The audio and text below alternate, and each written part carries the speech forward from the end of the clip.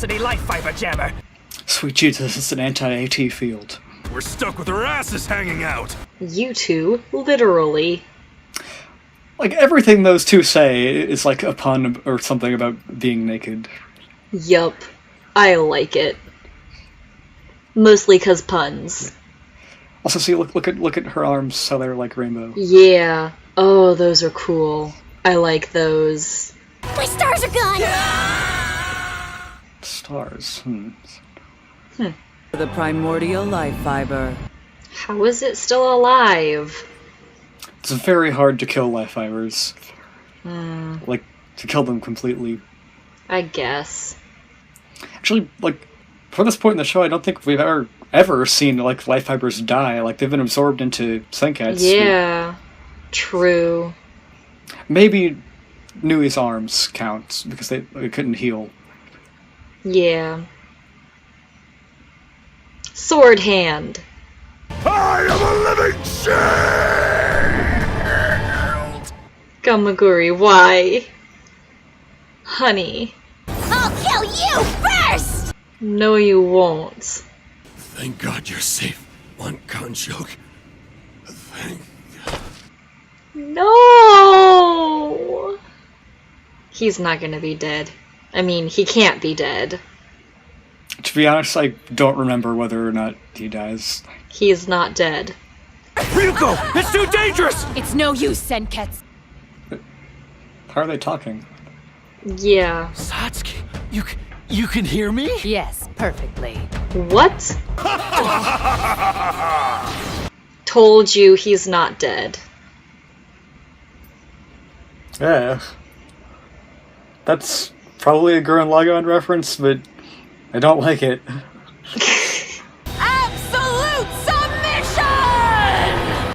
Make the entire world gay. I wanna go on a date with you! Huh? It's a date. Told you. Gay. Stars. Oh, Hey, he has he two got eyes. a second eye. Holy fuck, Gamagori's hair. Oh my god. Boy, step on me. Are you finally going to use the scissors as scissors? Holy crap. Oh, well, not normal scissors, of course. She should use her hair blade. Devil horns. Remind me to talk about, like, the design of Ragyo's, like, whole thing here, because I keep noticing new things about it. Yeah. Ryuko basically has bunny ears too, and I love it. Yeah, that's not good. No. From now on, wear whatever you want.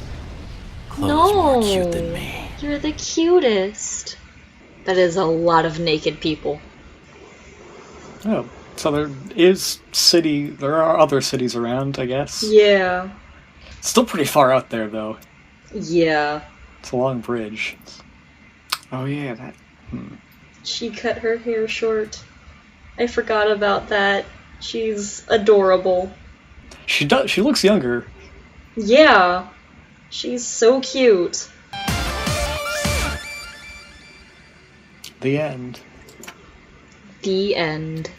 That was episode 24, Past the Infinite Darkness. Yep. There are a lot of individual things I thought of saying. I hope I don't forget about them. I'll go through the rest of them before we're done. So, I wanted to start with, let's start at the end, because that credits thing was really good. Yes.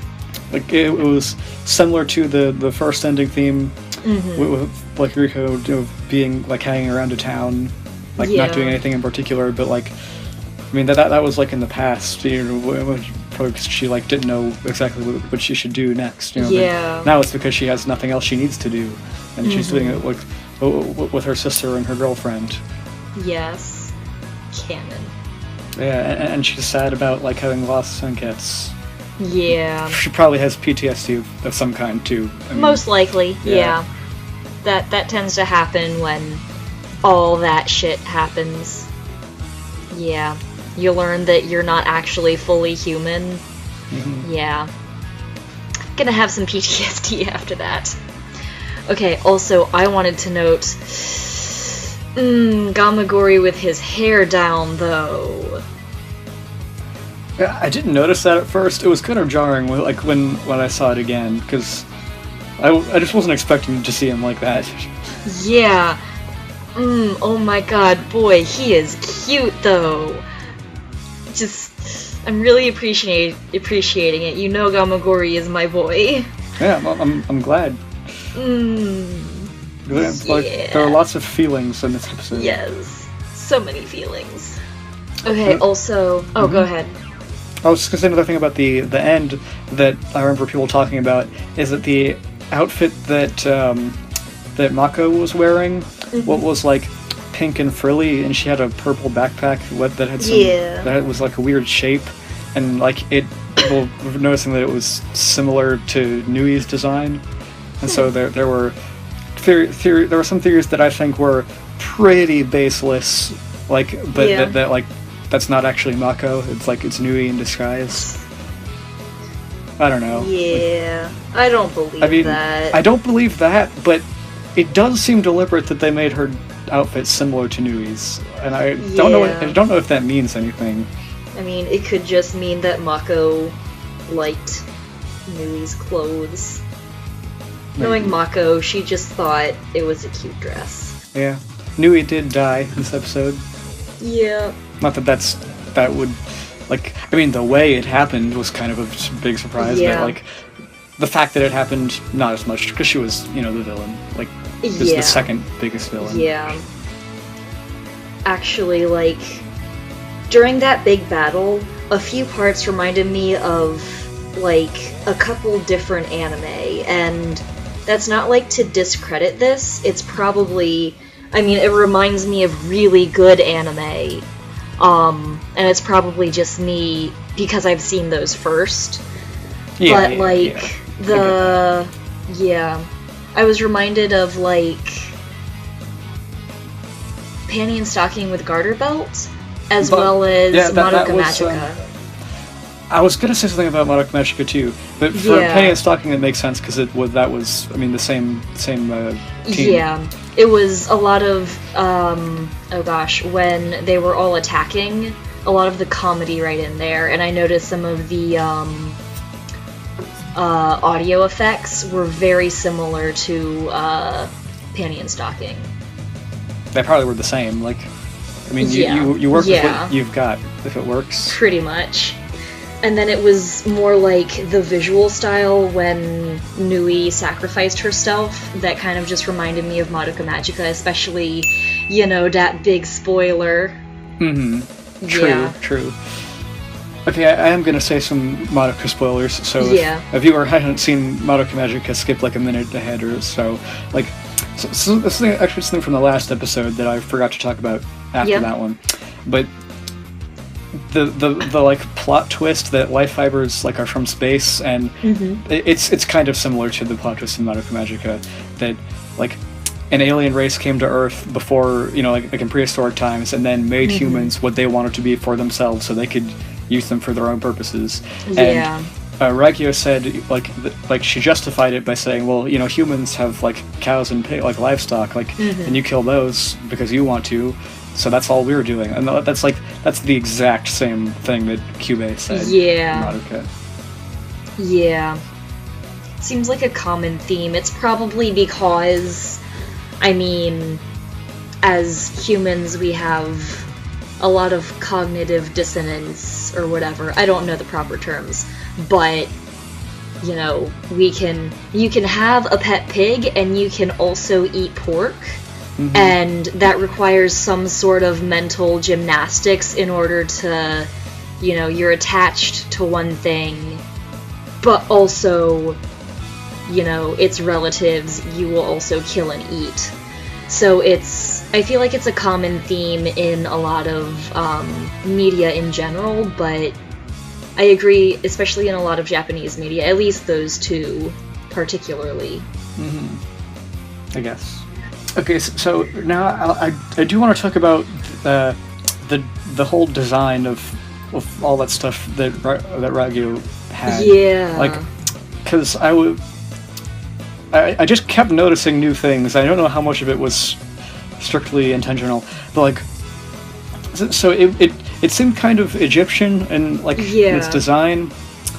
And also, I didn't notice this immediately, but its color scheme, which is pretty consistent throughout, is like white and red, which is like sort of combining the color schemes of Ryuko and Sasuke in a way.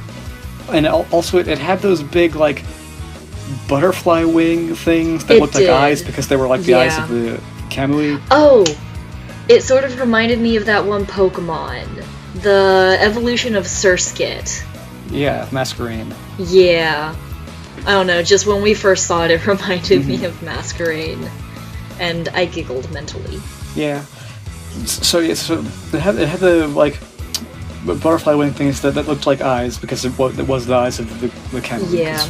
Like, we know the Kamuis have eyes. Yeah. And, like, and then when she went into space, she kissed the shadow light, which then changed colors and became red, and then we saw it from underneath, and it looked like lips. Like, it was shaped like lips.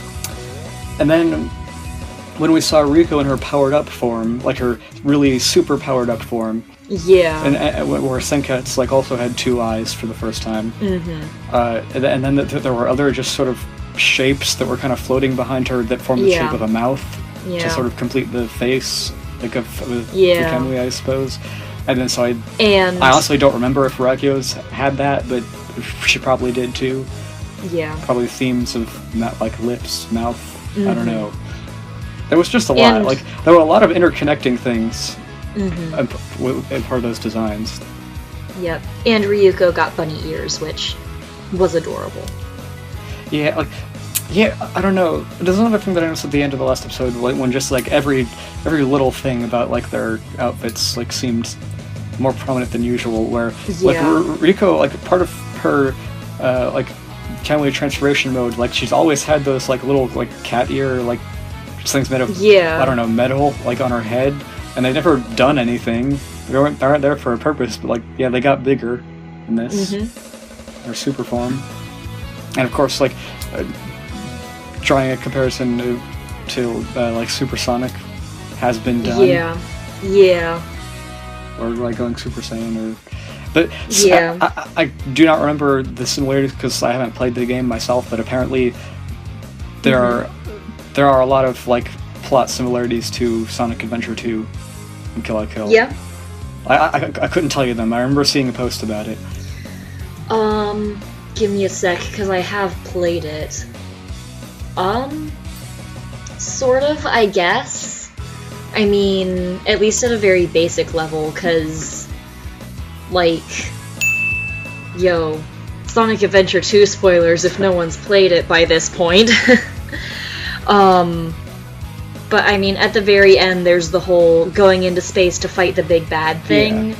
Well, and there was something about, like, the ultimate life form being, like, life fibers. Yeah. Shadow is the ultimate life form. Okay, also, before I forget this, it's also possible we mentioned it like in some of the earlier episodes, but life fibers sounds like the name of a cereal. If you were like walking in a grocery store like down the cereal aisle and you saw one called Life Fibers, you would not be surprised. You would not be like phased at all to see that. No, I wouldn't. Sounds a lot better than Fiber 1. Yeah, I don't know. Life Fiber. For your gut and your life. Other things to say about this episode. Near the end, when everyone was naked, because they gave all their fibers to Riko to fight. Yeah. I mean, it was really obvious that they weren't even censoring anything. They just didn't draw like. Yeah. I noticed that when Ragyo's clothes disappeared. Yeah, I mean, it happened with Ragyo and with like everyone.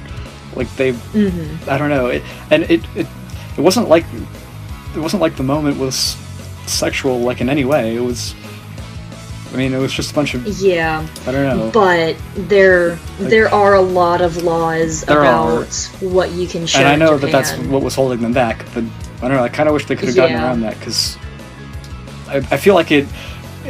I mean, it undercuts the point they might have been trying to make. I don't know. Yeah, just a little bit.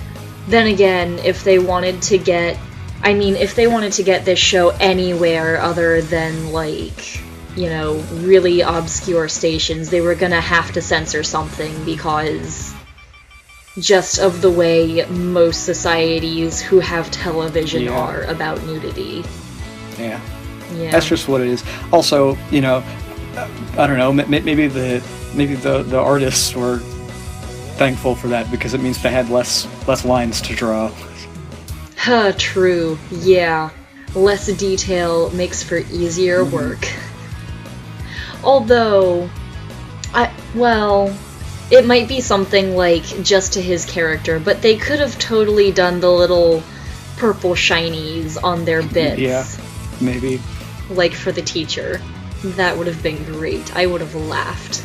There was a line in, like one of the final things that Rika said in the battle that I remember, like I distinctly remember it, and I think they changed it in the English dub to honestly make more sense. I don't remember what they changed it to, but I remember at least on the subbed version, it was like, what happened was like, you know, she was beating Ragyu in the fight, and Ragyu was saying like, but this doesn't make sense, and Riko said like, nonsense is just how we roll, which I feel like that's more of a statement about the, like, less about the characters and more about the creators of the show.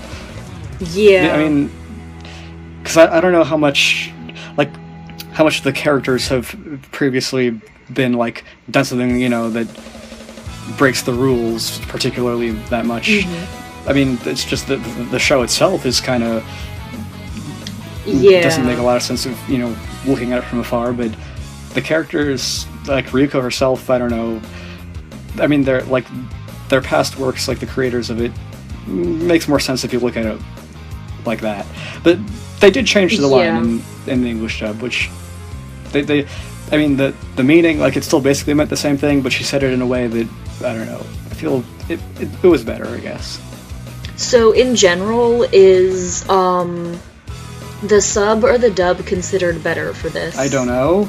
I guess most, like, I honestly haven't seen much discussion about it. Like, I haven't seen much sub versus dub like fights, you know, like, in a long time. Like, we've just seen, maybe it's because of the circles I put myself in, but people generally just watch the version they prefer, and that's, like, that's just okay. Yeah, because I know, like, you know, there are a couple of anime where the fan base is really divided, and then obviously people have their own preferences, and there are some anime where, like, the dub is considered far and above superior than others. Like, you said Panty and Stocking was actually done by the same studio, right? Well, studio Gainax, but then Gainax went out of business and became Trigger, and this was Trigger's first show, I think.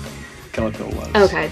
Yeah. Which I know the dub for Panty and Stocking is greatly considered the superior version.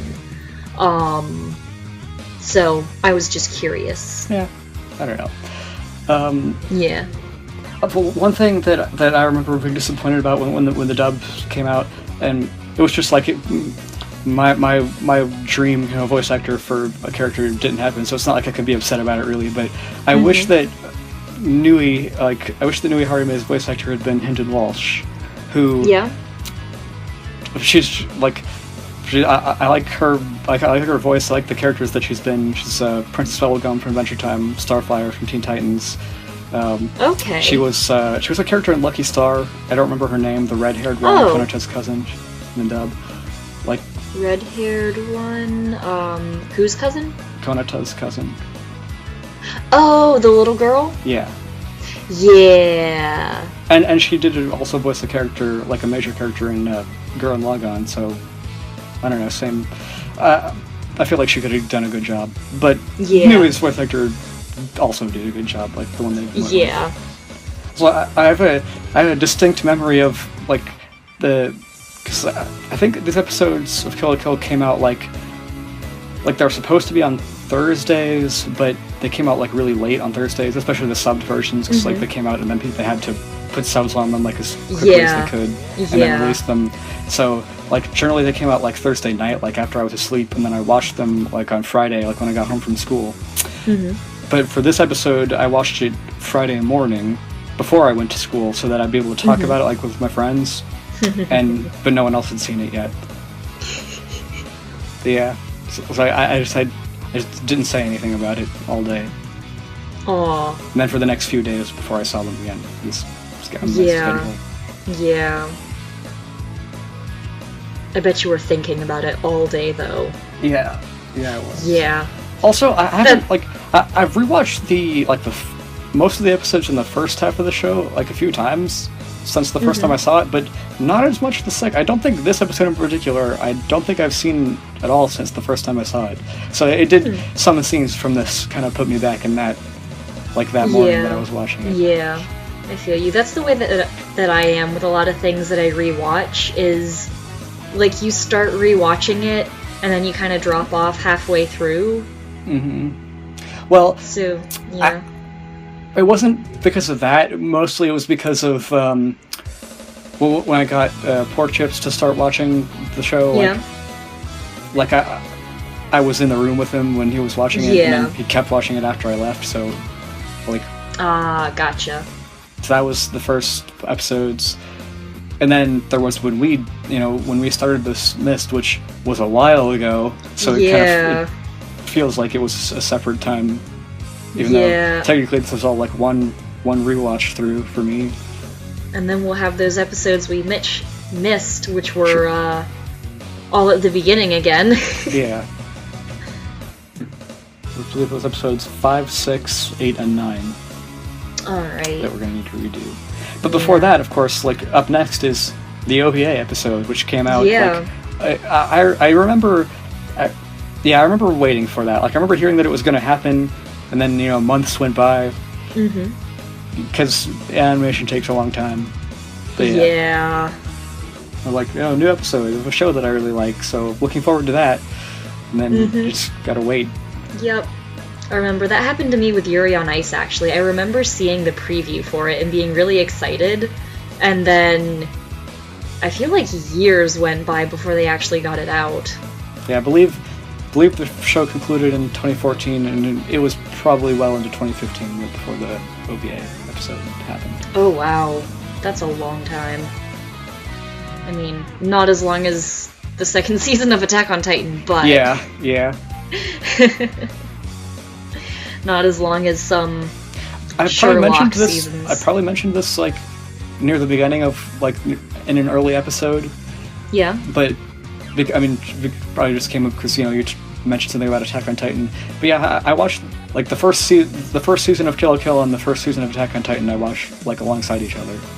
Yeah. And also some other anime. That was the first time that I really got into a lot of anime. So I did it all, like, at the same time. Fun times. Yeah, unlike you, I tend to watch one thing at a time. Oh yeah, I don't do that anymore. Yeah? As much. Like, now 1 or 2 shows, and they're probably like currently airing shows too, so it's easier to like lately I don't know, watched Interviews with Monster Girls and Dragon Maid, which were in this part of the same season. Yeah. And then now there's My Hero Academia, which is really good if you haven't seen it yet. Yeah, I need to watch it. Yeah, I don't think I've watched a really like I don't think I've watched a currently airing anime in a while, actually. Yeah, I know. I should get on Kimono Friends soon, maybe. Yeah. Probably if I was gonna watch an older anime, I would go with, oh crap, what's its name? Fuck. Anyways, it's this really old anime that was really popular at the time, and I can't remember the name of it, but, now it's gonna bug me. Did you cut out, like, for a bit? Did you say any descriptive things about the anime? Because all I heard was that it's old and you don't know the name of it. Yeah, no, it was really popular at the time that, like, it was airing. How old? Like 90s? Early 2000s? Probably 90s? Like, really old. Fuck. It's on the tip of my tongue, but the only thing I can think of is this stupid game, Ensemble Stars, that one of my previous friends is obsessed with. I don't know. Yeah. But so, that was, like, what did you think of the whole show, I guess? I mean, that was the end of the, like, story. I really liked it. I've said it a couple times as we were progressing, but, you know, I wasn't that into the concept of it, or the concept I had of it at the beginning, and it turned out to be a lot better than I thought it would be. Which, I mean, like, it turned out to be super good when I didn't think it was going to be that good. Yeah, I'm glad you ended up liking it. Like, Yeah. I'm glad you got invested. Yup. And, yeah, I mean, I wish I could have gotten you to watch it sooner, but I guess then we wouldn't have had The Mist, so that's something. True. Very true. Also, and I'll cut this part out of the video if you don't want it in, but, at the time that we were trying to get you to watch Kill I Kill, you were publicly asexual, so I thought that all the sex stuff, like, wouldn't bother you that, like, as much. I don't know. Yeah. But, I mean, there ended up being stuff in it that you liked anyway. Yeah. Yeah. Yeah. That was a confusing time. Huh. Yeah, Ryuko went from eating, like, just biting into a lemon to, being the lemon. I mean, I was gonna say she went from, like, eating a whole lemon to, like, going on a date with one of her best friends and remembering the like, feeling sad about the loss of her other one. True. I wish they'd had her eating a lemon at the very end. That would have just... It would have gone full circle, man. Okay, well, I think that should be the end. If you have anything else you want to say that you forgot this time, there's another episode. I mean, plus more episodes, because we're going to redo them, but... Yeah. But in a way, this is the end. Yep. Talk to you next week. Yeah, sounds good.